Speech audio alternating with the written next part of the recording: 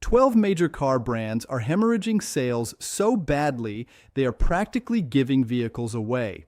While manufacturers tell you the market is just experiencing normal fluctuations, the reality is far more brutal. We are witnessing price slashes of 30 to 40% on models that commanded premiums just months ago. Dealerships that used to have waiting lists are now offering incentives so desperate it would make a used car salesman blush.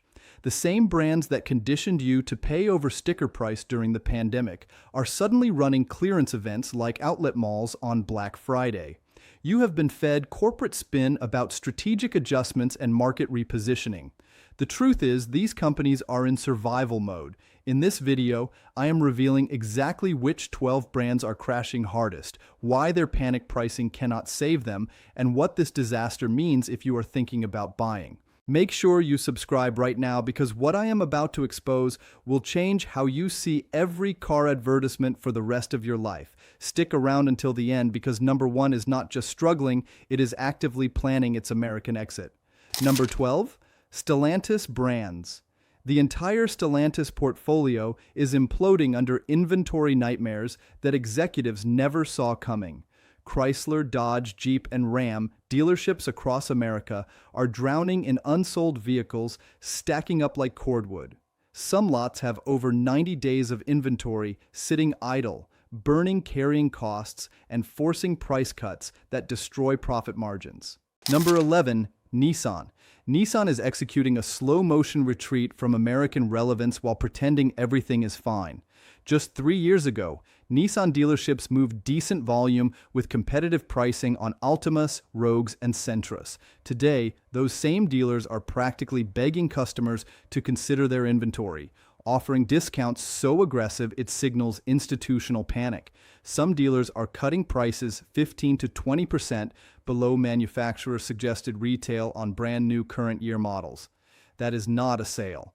That is a liquidation. The root cause is a technical disaster Nissan refuses to properly acknowledge. Number 10, Volkswagen. Volkswagen's American comeback story is stalling again, and this time there might not be another revival. The Dieselgate scandal was supposed to be behind them, a painful chapter closed with billions in settlements and promises to do better. But consumer trust remains shattered.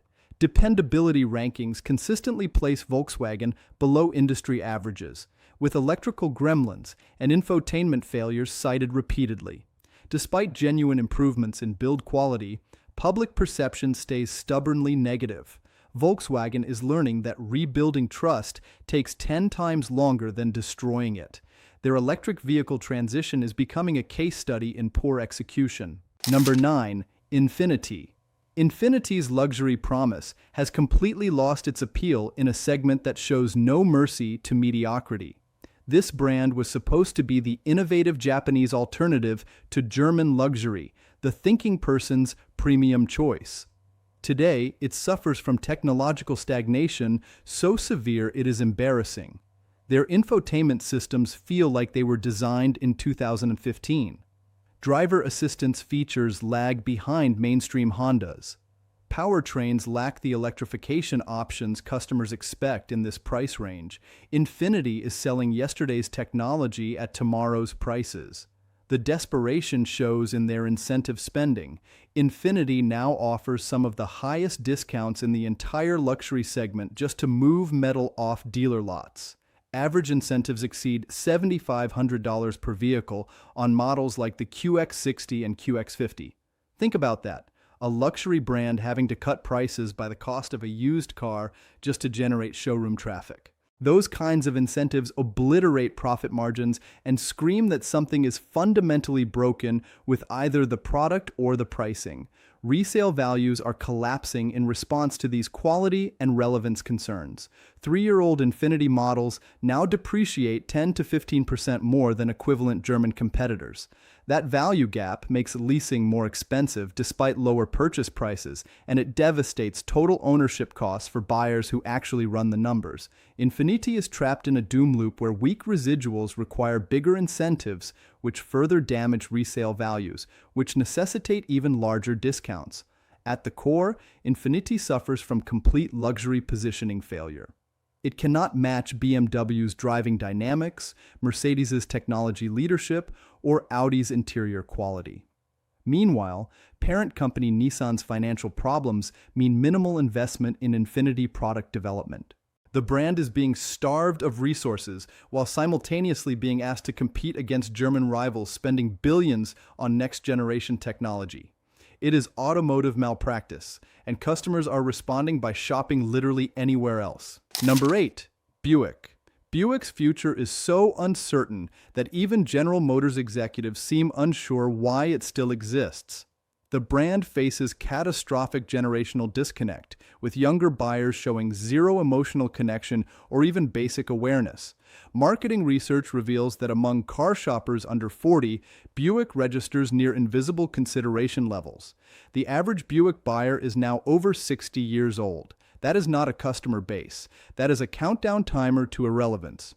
You cannot build a sustainable business when your customers are aging out faster than you can replace them. The product lineup offers nothing to change this trajectory.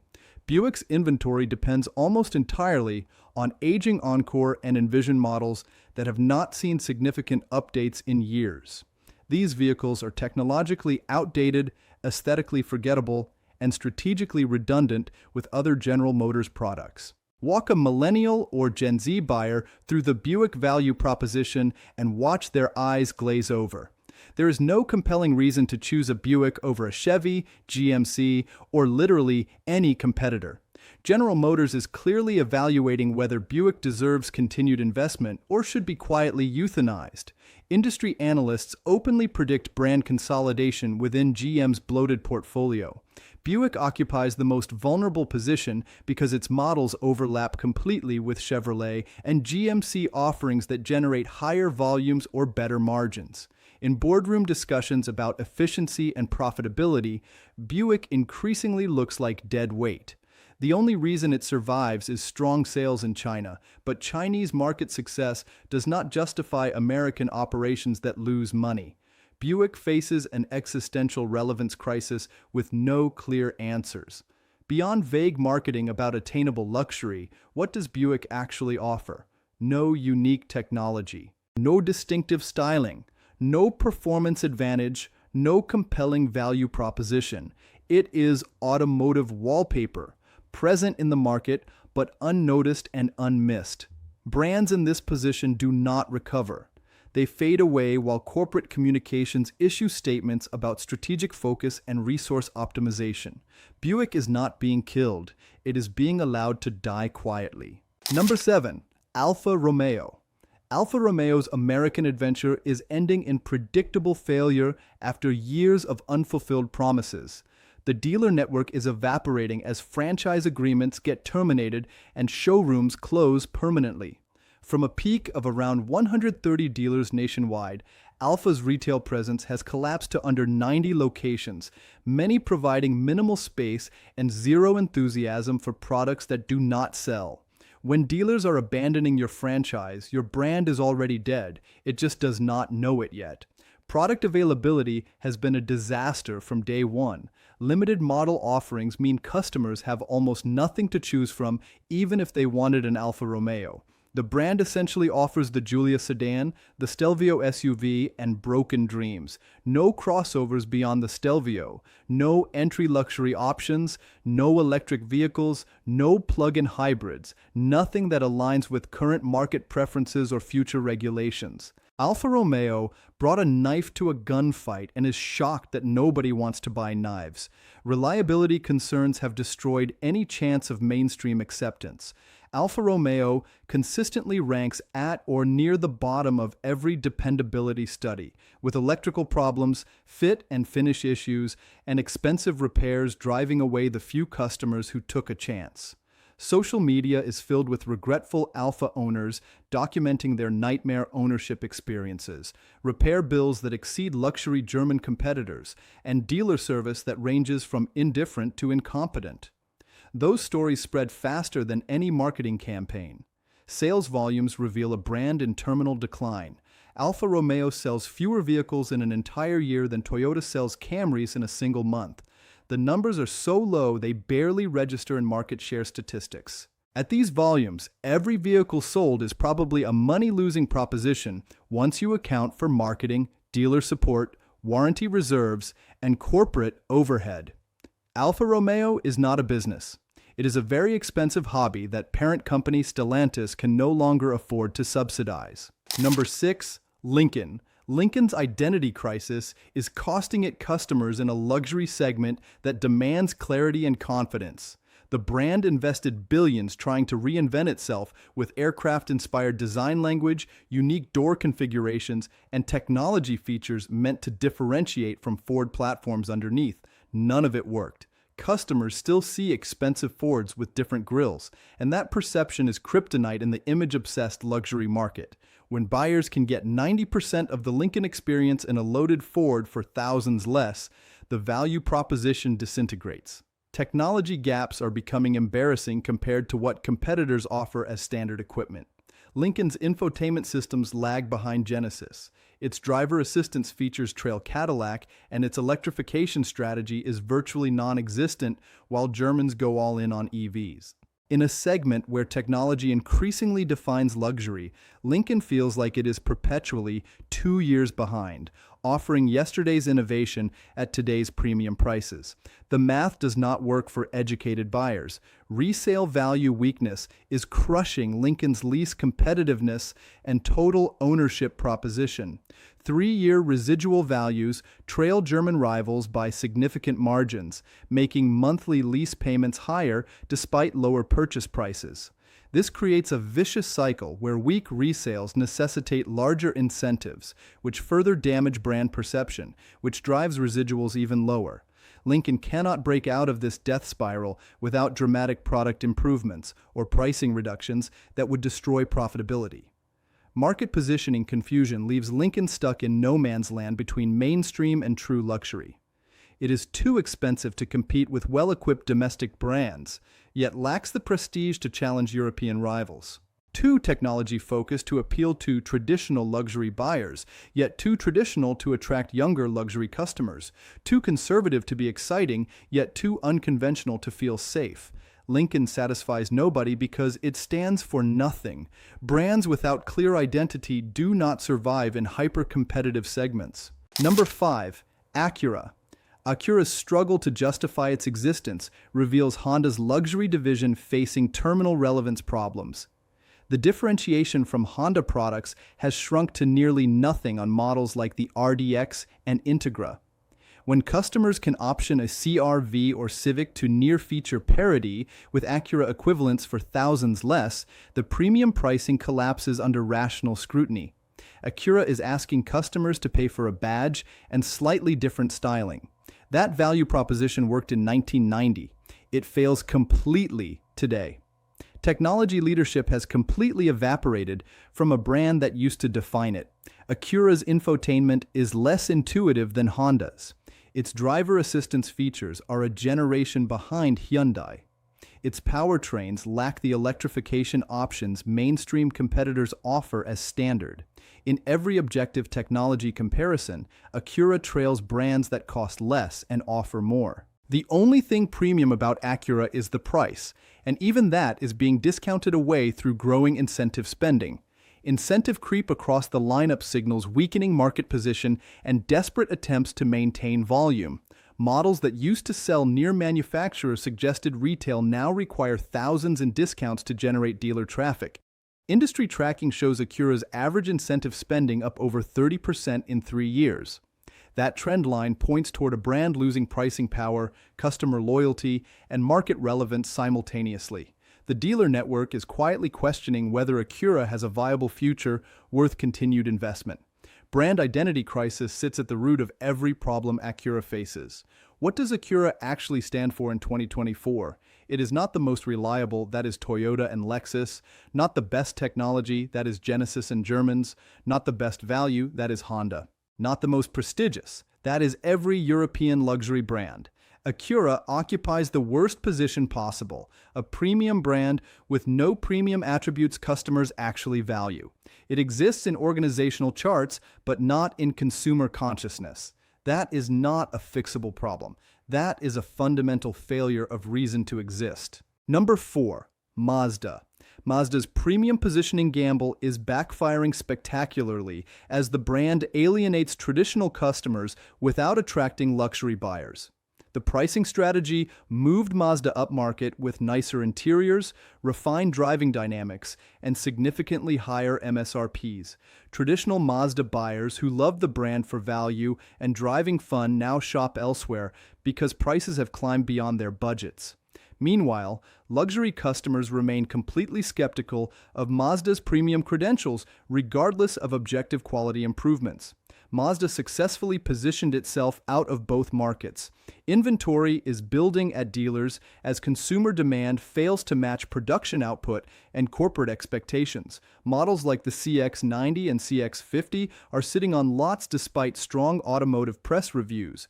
Day supply of inventory exceeds industry averages by over 30%, a clear warning that pricing and positioning do not align with market realities. Dealers who invested in facility upgrades and inventory are watching carrying costs devour profits while corporate messaging stays stubbornly optimistic. Value proposition failure becomes obvious when comparing Mazda to Korean and Japanese alternatives.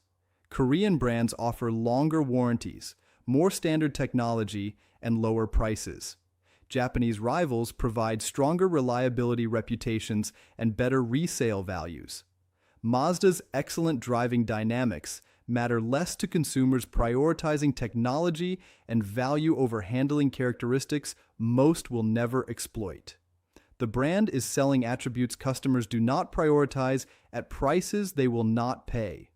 Brand confusion traps Mazda between mainstream and premium with no clear identity, too expensive to compete with Toyota and Honda, too unknown to challenge Audi and BMW. The marketing promises premium without premium price, but customers question both claims as MSRPs climb and discounts grow. Mazda occupies uncomfortable middle ground that satisfies neither value shoppers nor status seekers. That is not a sustainable position. That is a slow slide into irrelevance while accountants debate how long to subsidize the losses. Number 3, Mitsubishi. Mitsubishi's American presence has shrunk to near invisibility while the company pretends it still competes. Dealer network contraction is accelerating as unprofitable franchises get terminated and locations close permanently. The brand operates fewer than 350 dealers nationwide, a retail footprint so sparse that most Americans live over 50 miles from the nearest Mitsubishi showroom. You cannot sell cars to people who cannot find you, and Mitsubishi has made itself virtually impossible to find across huge portions of the country. Product lineup stagnation has left Mitsubishi offering vehicles that feel like they were designed during the Obama administration. The Outlander Sport has been receiving minor updates to the same basic platform for over a decade. The Mirage is so outdated it is dangerous, offering safety technology and structural protection from 15 years ago. The Eclipse Cross confuses customers with its awkward styling and questionable ergonomics. Nothing in the Mitsubishi lineup provides a compelling reason to choose it over literally any competitor. Quality perception sits in the basement alongside brands nobody respects. Mitsubishi ranks near the bottom in reliability surveys, customer satisfaction studies, and resale value comparisons. The brand has a reputation for cheap transportation that breaks frequently and is worth nothing at trade-in. Once a brand gets tagged with that perception, recovery takes decades of flawless execution and massive investment. Mitsubishi has neither the products nor the resources for that kind of turnaround. Market share has become so microscopically small, it barely registers in industry statistics. Mitsubishi's total annual sales are less than Ford sells F-150s in 2 months. At that scale, the brand is essentially irrelevant to industry trends, consumer preferences, and competitive dynamics. Mitsubishi exists in name only, a zombie brand shambling forward on momentum from decades ago while losing more money every quarter. The only question is whether they announce the exit or just slowly fade until nobody notices they are gone. Number 2, Chrysler. Chrysler's reduction to a single model is the most dramatic brand collapse in modern automotive history.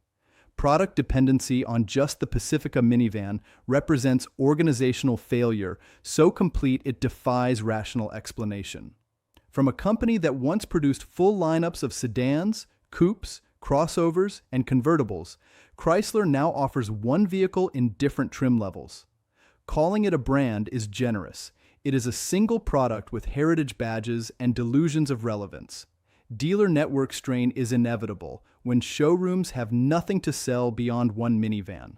The economics of car dealerships depend on variety to attract different customer types and create multiple sales opportunities. With only the Pacifica, Chrysler dealers increasingly share facilities with Jeep or Dodge, becoming footnotes in multi-brand showrooms rather than destinations themselves. Dedicated Chrysler dealers are nearly extinct, and the few remaining are probably questioning their life choices. Parent company Stellantis has created complete uncertainty by offering contradictory visions for Chrysler's future. Executives sometimes position it as an electric brand, other times as a luxury nameplate, occasionally as a mobility services provider, and frequently as nothing at all. This strategic confusion paralyzes any product planning or investment needed for revival. Nobody knows what Chrysler is supposed to be, including apparently the people running it. Market relevance as a single vehicle brand is virtually impossible in today's automotive landscape. Minivans represent less than 2% of total United States sales. Building a sustainable business on that narrow foundation defies basic mathematics. The Pacifica is actually a competitive product with a plug-in hybrid option and strong reviews, but one good minivan cannot sustain an entire automotive brand against competitors offering dozens of models. Chrysler is not struggling. It is already dead. The corpse just has not stopped moving yet. Number 1. Genesis. Genesis faces the brutal reality that excellence is not enough in the luxury market. Despite creating genuinely outstanding vehicles that win awards and media praise, the brand cannot overcome perception gaps that take decades to build. Resale values trail German competitors by 8 to 12% after 3 years, a gap that makes leasing more expensive and total ownership less appealing regardless of lower purchase prices. Customers doing rational calculations see that Genesis vehicles lose more value faster, erasing the initial price advantage. Incentive growth is accelerating quietly behind the scenes to maintain competitive lease rates and showroom traffic. Manufacturer subsidies and dealer cash are growing to offset weak residual values and customer skepticism. These financial supports move metal today, but undermine long-term brand building and pricing power. Genesis is buying customers with discounts instead of earning them with desirability. That is not a strategy. That is managed decline disguised as market penetration. Expansion plans have been dramatically scaled back as parent company Hyundai confronts disappointing results. Original targets called for over 100 standalone Genesis facilities nationwide. Current projections are under 50 dedicated dealers, a tacit admission that volume expectations were fantasy. Markets that were supposed to support multiple Genesis stores are making do with shared Hyundai spaces or no presence at all. The pullback speaks louder than any earnings call. Luxury credibility remains the fundamental, unsolvable problem for Genesis. Despite world-class design, excellent technology, and competitive pricing, the brand cannot escape its Hyundai corporate parentage in the minds of status-conscious luxury buyers. In a segment where badge prestige matters as much as product quality, Genesis fights with one hand tied behind its back. It can win every objective comparison and still lose sales to German rivals with fraction of a second slower acceleration and half the features. Genesis proves that in luxury markets, perception is reality, and reality is brutal for newcomers. Hyundai can build perfect cars, spend billions on marketing, and subsidize operations for years. None of it changes the fact that Genesis lacks the decades of heritage, racing pedigree, and social status that define true luxury brands. That is not a problem you solve with better cup holders. That is an existential barrier that might be insurmountable. So there you have it. 12 car brands circling the drain while pretending everything is fine. What this really exposes is that the old rules of automotive success are completely dead. Brand loyalty has evaporated. Quality matters more than marketing budgets, and once customers lose trust, no amount of desperate discounting can win them back. The irony is that several of these brands still make decent vehicles, but they have lost the only thing that actually matters in modern markets: relevance. The auto industry is not adapting. It is collapsing under the weight of bad decisions, arrogant assumptions, and institutional denial. Which brand shocked you most on this list? Drop a comment and tell me if you think any of these companies can actually recover, or if they are all just managing their own funerals. Smash that like button so more people see what is really happening behind the corporate spin, and subscribe, because this disaster is just getting started, and I will be here documenting every failure.